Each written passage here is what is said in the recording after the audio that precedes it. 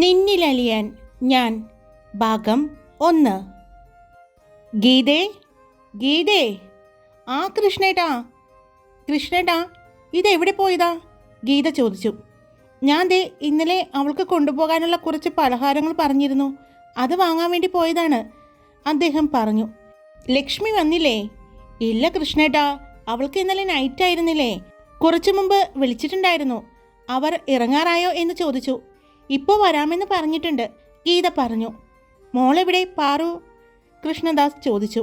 ഇന്നലെ എല്ലാം എടുത്തു വയ്ക്കാൻ പറഞ്ഞതാ, അപ്പോൾ അവൾ വെച്ചു എന്ന് പറഞ്ഞേ. ഇപ്പോൾ ചെന്ന് ഞാൻ നോക്കുമ്പോൾ എല്ലാം പുറത്ത് എടുത്ത് വെച്ചിട്ടുണ്ട്, വീണ്ടും പാക്കിംഗ് നടത്തുന്നുണ്ട്.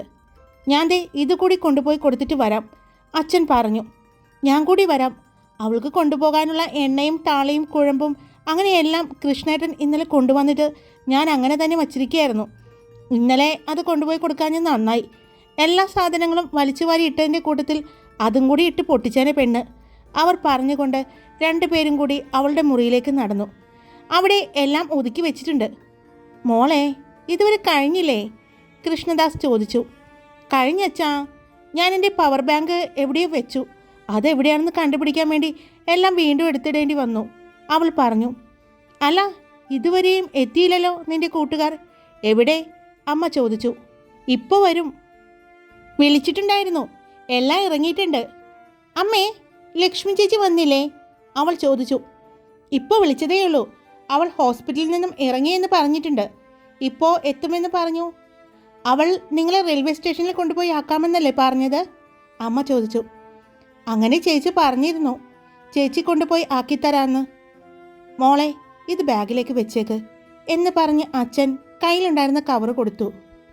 അച്ഛാ, അവൾ വിളിച്ചതും എല്ലാം ഉണ്ട് എന്ന് അദ്ദേഹം പുഞ്ചിരിച്ചുകൊണ്ട് പറഞ്ഞു. ആഹാ, അപ്പോൾ രാവിലെ തന്നെ അത് വാങ്ങാൻ പോയതാണല്ലേ? അമ്മ ചോദിച്ചു. അതിന് അവൾ അമ്മയെ നോക്കി മനോഹരമായി പുഞ്ചിരിച്ചു.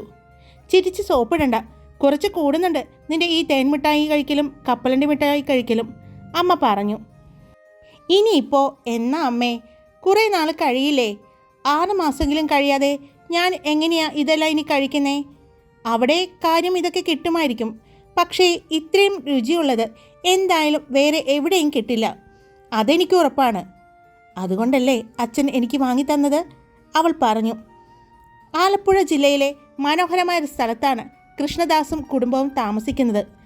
ആ വീടിൻ്റെ മുന്നിലൂടെ ഒരു റോഡ്, ആ കായൽ തീരത്ത് താമസിക്കുന്ന ആളുകളുടെ വീട്ടിലേക്ക് പോകുന്ന വാഹനങ്ങൾക്ക് മാത്രം ഉള്ള ഒരു റോഡ്. റോഡിൻ്റെ മുന്നിലൂടെ വലിയൊരു കനാൽ ഒഴുകുന്നുണ്ട്. അതിലൂടെ ഹൗസ് ബോട്ടുകളും KTDCയുടെ ബോട്ടുകളും വഞ്ചികളും അങ്ങനെ എല്ലാം പോകുന്നുണ്ട്. ആ കായൽ തീരത്തുള്ള വീട് മനോഹരമായ ഒരു വീട്, ചെറിയൊരു പൂന്തോട്ടമുള്ള ഒരു കൊച്ചു വീട്. ഇത് പാർവതി കൃഷ്ണദാസ്, അച്ഛൻ കൃഷ്ണദാസ്, അമ്മ ഗീതാലക്ഷ്മി, ചേച്ചി ലക്ഷ്മി കൃഷ്ണദാസ്. ILG ഗ്രൂപ്പിൻ്റെ ഹോസ്പിറ്റലിലെ ആയുർവേദ ഡോക്ടറാണ്. അച്ഛൻ കൃഷ്ണദാസ് ഒരു ആയുർവേദ ഷോപ്പാണ് നടത്തുന്നത്. കൃഷ്ണദാസിൻ്റെയും ഗീതാലക്ഷ്മിയുടെയും പ്രണയ വിവാഹമായിരുന്നു. ഗീതാലക്ഷ്മിയുടെ കുടുംബം വലിയ പേര് കേട്ട ആയുർവേദ ഡോക്ടർമാരുടെ ആയിരുന്നു. അവിടെ ഫാർമസിയിലേക്കുള്ള മരുന്നെടുക്കാനായി പോയിക്കൊണ്ടിരുന്ന കൃഷ്ണദാസ് ആയുർവേദ ഡോക്ടറിന് പഠിക്കുന്ന ഗീതാലക്ഷ്മിയെ കണ്ട് ഇഷ്ടപ്പെടുകയും വീട്ടുകാരുടെ എതിർപ്പിനെ വകവെച്ച് രണ്ടുപേരും വിവാഹവും കഴിച്ചു. കൃഷ്ണദാസ് ഗീതാലക്ഷ്മിയെ പഠിപ്പിക്കാൻ ശ്രമിച്ചുവെങ്കിലും അപ്പോഴേക്കും അവർക്ക് ലക്ഷ്മി എന്ന ഒരു മകളുണ്ടായി. മകൾ ഉണ്ടായതോടുകൂടി ഗീതാലക്ഷ്മി പഠനം ഉപേക്ഷിച്ചു. കൃഷ്ണദാസിൻ്റെ കഠിന പ്രയത്നം കൊണ്ടും ഗീതാലക്ഷ്മി കൂടെ നിന്ന് സഹായിച്ചതുകൊണ്ടും അവർ സ്വന്തമായി ഒരു വീടും വെച്ചു. മൂത്ത മകൾ ലക്ഷ്മിയെ പഠിപ്പിച്ച് ആയുർവേദ ഡോക്ടറാക്കുകയും ചെയ്തു. ഇളയ മകൾ പാർവതി ഫാഷൻ ഡിസൈനിങ് സ്റ്റുഡൻ്റാണ്. കോളേജിൽ നിന്നും തിരഞ്ഞെടുത്ത 6 പേർ അടങ്ങുന്ന സ്റ്റുഡൻസ്, അതും അവളുടെ ബെസ്റ്റ് ഫ്രണ്ട്സാണ്. അവർ 6 പേരും 6 മാസത്തെ ഒരു ഫാഷൻ ഷോയുടെ ഭാഗമായി മുംബൈയിലേക്ക് പോകുന്ന തിരക്കാണ് ഈ കാണുന്നത്. മുറ്റത്ത് ഒരു കാറ് വന്ന് നിന്നതും, മോളെ, ലക്ഷ്മി വന്നു എന്ന് തോന്നുന്നു, എല്ലാം വേഗം എടുത്തു വയ്ക്ക് എന്ന് പറഞ്ഞ് അച്ഛൻ റൂമിൽ നിന്നും പുറത്തേക്ക് പോയി.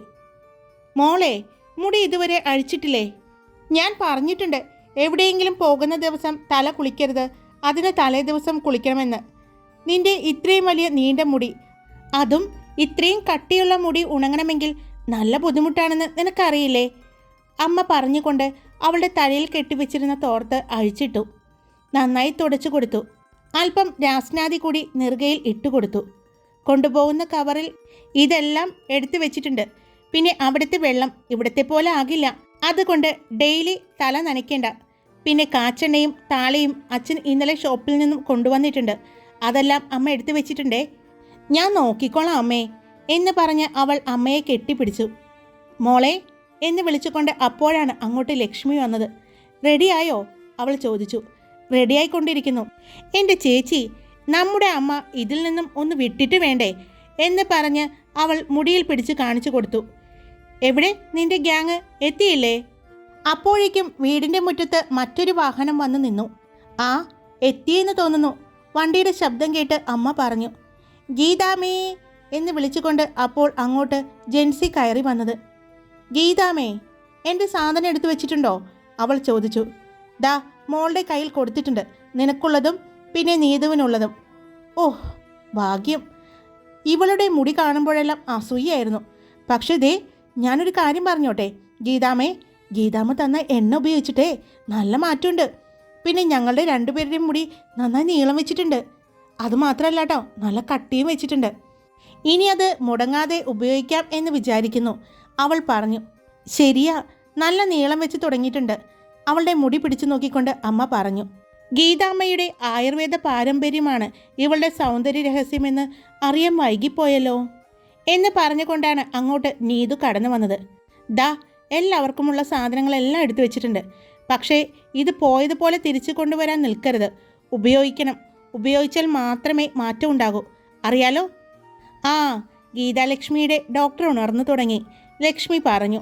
എവിടെ ബാക്കി 3 എണ്ണം? അവിടെയുണ്ട്. കാറിൽ നിന്നും എല്ലാ സാധനങ്ങളും എടുത്ത് ലക്ഷ്മി ചേച്ചിയുടെ കാറിലേക്ക് വയ്ക്കുന്നുണ്ട്. അല്ല, ഈ ട്രെയിനിൽ പോകണമെന്നുള്ള വാശി ആരുടെയായിരുന്നു? ലക്ഷ്മി ചോദിച്ചു. അത് ഞങ്ങളുടെ എല്ലാവരും ഒരുമിച്ചെടുത്ത തീരുമാനമായിരുന്നു. അപ്പോൾ നിങ്ങൾക്ക് താമസിക്കാനുള്ള സ്ഥലം അതെല്ലാം അവിടെ ഷോ സ്പോൺസർ ചെയ്യുന്നവർ റെഡിയാക്കിയിട്ടുണ്ട് എന്ന് അറിയാൻ സാധിച്ചത്. മുംബൈയിലെ ഛത്രപതി ശിവാജി ടെർമിനലിൽ അവിടെ കൊണ്ടുപോകാൻ ആൾ വരും എന്നാ പറഞ്ഞത്. ജെൻസിയാണ് പറഞ്ഞത്. എന്നാൽ ഇനി വൈകിക്കണ്ട, സമയമായില്ലേ, ഇറങ്ങാൻ നോക്ക് എന്ന് പറഞ്ഞ് ലക്ഷ്മിയും അവളുടെ കയ്യിലുണ്ടായിരുന്ന കവർ കൊടുത്തു. ആഹാ, നീ ഇവളോടും പറഞ്ഞിരുന്നോ അത് കൊണ്ടുവരാൻ? ഇപ്പോൾ അച്ഛൻ കൊണ്ടുവന്ന് കൊടുത്തേയുള്ളൂ. ലക്ഷ്മി അമ്മയെ നോക്കി കണ്ണടച്ച് കാണിച്ചു. ദേ, ഒരു കാര്യം ഞാൻ പറഞ്ഞേക്കാം. 6 എണ്ണവും കൂടി അവിടെ ചെന്ന് അലമ്പാക്കരുത്. ഇവിടെയാകുമ്പോൾ വഴക്കുണ്ടാക്കിയ ഇടപെടാൻ ഞങ്ങളെങ്കിലും വരാമായിരുന്നു. അവിടെ ഞങ്ങൾക്കെത്താൻ സമയമെടുക്കും.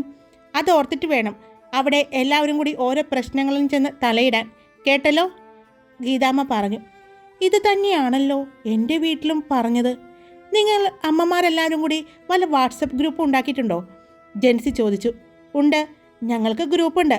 അതിൽ നിന്നും നിങ്ങളുടെ ഓരോരുത്തരുടെയും കുരുത്തക്കേടും ഞങ്ങൾ അറിയുന്നുണ്ട്. അയ്യോ മതി, ഇനി ഇവിടെ നിന്നാൽ ശരിയാകില്ല, ജെൻസി പാർവതിയുടെ ചെവിയിൽ പറഞ്ഞു. എന്നാ പോകാം നമുക്ക്? ലക്ഷ്മി ചോദിച്ചു.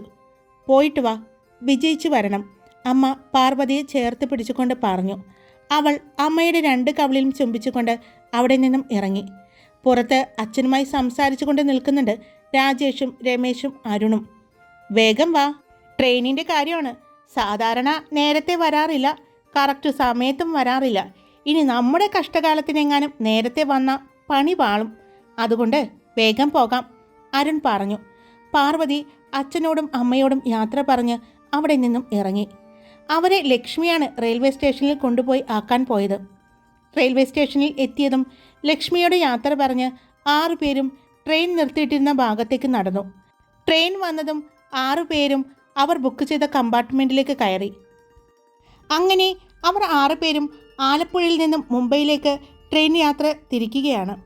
സന്തോഷമായി സംസാരിച്ചും കളികൾ പറഞ്ഞും തമാശ പറഞ്ഞും ഉറങ്ങിയും വഴക്ക് കൂടിയും ഭക്ഷണം കഴിച്ചും അവർ ആ യാത്ര ആസ്വദിച്ചു. അതിനിടയിൽ കൂടി അവരുടെ ഡിസൈന് വേണ്ട കാര്യങ്ങളും അവർ ചർച്ച ചെയ്തു, കണ്ടുപിടിക്കുന്നുണ്ടായിരുന്നു. അത്യാവശ്യം എല്ലാ സാധനങ്ങളും അവർ കേരളത്തിൽ നിന്ന് തന്നെ 3 ആഴ്ചത്തെ പരിശ്രമം കൊണ്ട് പർച്ചേസ് ചെയ്തിരുന്നു. ഇനി എന്തെങ്കിലും വേണമെങ്കിൽ അവിടെ നിന്ന് എടുക്കാമെന്ന് വിചാരിച്ചാണ് അവർ പോകുന്നത്. ഈ ഷോയിൽ പല കോളേജുകളും പങ്കെടുക്കുന്നുണ്ട്. അവരുടെ കോളേജിൽ നിന്ന് തന്നെയുള്ള മോഡൽസ് ആയിരിക്കും അവർ ഡിസൈൻ ചെയ്യുന്ന വസ്ത്രങ്ങൾ ധരിച്ച് റാമ്പിലെത്തുന്നത്. അങ്ങനെ 26 മണിക്കൂറും 35 മിനിറ്റും യാത്രയ്ക്കൊടുവിൽ നമ്മളിതാ ചരിത്രപ്രധാനമായ ഛത്രപതി ശിവാജി ടെർമിനലിൽ കാലുകുത്തിയിരിക്കുന്നു. ജെൻസിയാണ് പറഞ്ഞത്. 1996 മാർച്ചിൽ 17-ാം നൂറ്റാണ്ടിലെ യോദ്ധാവും രാജാവും ആയ മറാത്ത സാമ്രാജ്യത്തിൻ്റെ ആദ്യത്തെ ഛത്രപതിയുമായ ശിവാജിക്ക് ശേഷം സ്റ്റേഷൻ്റെ പേര് വിക്ടോറിയ ടെർമിനൽ എന്നതിൽ നിന്നും ഛത്രപതി ശിവാജി ടെർമിനൽ എന്നാക്കിയിരുന്നു. 2017 സ്റ്റേഷൻ്റെ പേര് Chhatrapati Shivaji Maharaj terminal CSMT code ഉപയോഗിച്ച് പുനർനാമകരണം ചെയ്യപ്പെട്ടു.